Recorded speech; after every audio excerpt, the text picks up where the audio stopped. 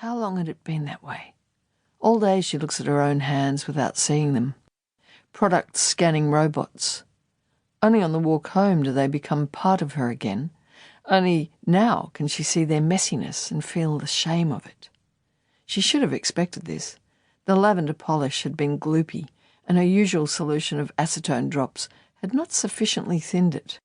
She'd known it, and now look. Like the mustard-coloured envelope slipped under the windscreen wipers of a shiny black Jeep in the no parking zone outside of the nursing home.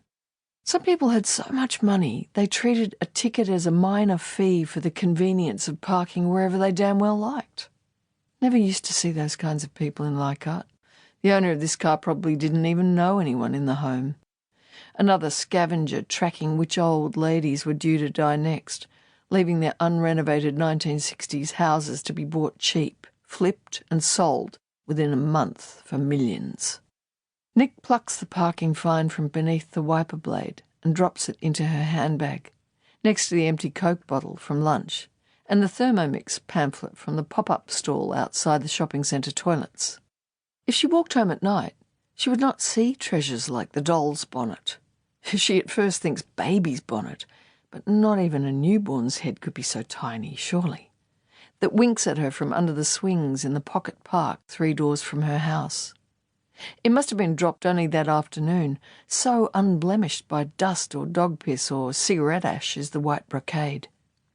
When she holds it up close, she can see that a length of shiny satin ribbon meant to act as an under-chin tie has been attached to each side, but unevenly and in a jagged stitch. A handmade bonnet, imperfectly made, but so clean and crisp it hurts her heart to think how the one who sewed it would feel about its casual discarding. She pulls a scrunched plastic bag from her jacket pocket, shakes it smooth, and gently places the bonnet inside. So much she would miss if she were to walk home in the dark, with only the 2 far-apart streetlights to guide her. The letterbox is satisfyingly stuffed. Nick sifts through the pile as she approaches the front door. New catalogues from Target and Bunnings and Aldi, a voucher book from a local pizza shop, and a couple of real estate ads. Rosa D'Angelo's place down the street has a price guide of $2.2 million. Rosa used to wrap her torso in newspapers to keep warm during the winter. The last time Nick visited, a month or so before Rosa died, there'd been a pot of beef bones boiling on her stove. The butcher gave her the bones for free because her late husband had worked with his grandfather 40 years ago. Shouting rudely from among the real estate brochures is a page torn from a school exercise book. Perfect pale blue lines marred by angry block letters. "Please stop feeding stray cats. It makes them gather in our street and they fight and climb on our cars where they leave marks. I know you think you're doing a nice thing, but please think of your neighbours. Thank you." Instant heat, like she's sitting under the hairdresser's lamp. Thought she'd seen the last of this nastiness when she quit the neighbourhood Facebook group.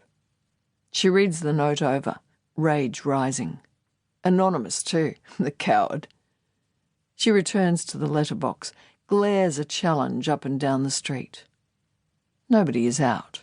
Nobody watching from behind glass either, far as she can tell. Well, when she figures out who it is, she will anonymously dump a tin of Fancy Feast chicken liver on their precious car. Anonymously scatter dry kibble all over their lawn. Because if it's someone with a car who can't tolerate cat paw prints, it will be someone who lives in one of the new places built on the blocks that used to hold 2 or 3 houses like hers.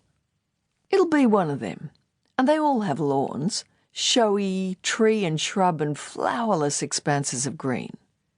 The buzz and whine of mowers around here on Saturday mornings is louder these days than the planes overhead. Returning to her front porch, she slips the foul note into the middle of the stack of catalogues, smothering the nasty slip of paper with colour and gloss. Imagine being all caps angry at a sleepy, well-fed cat.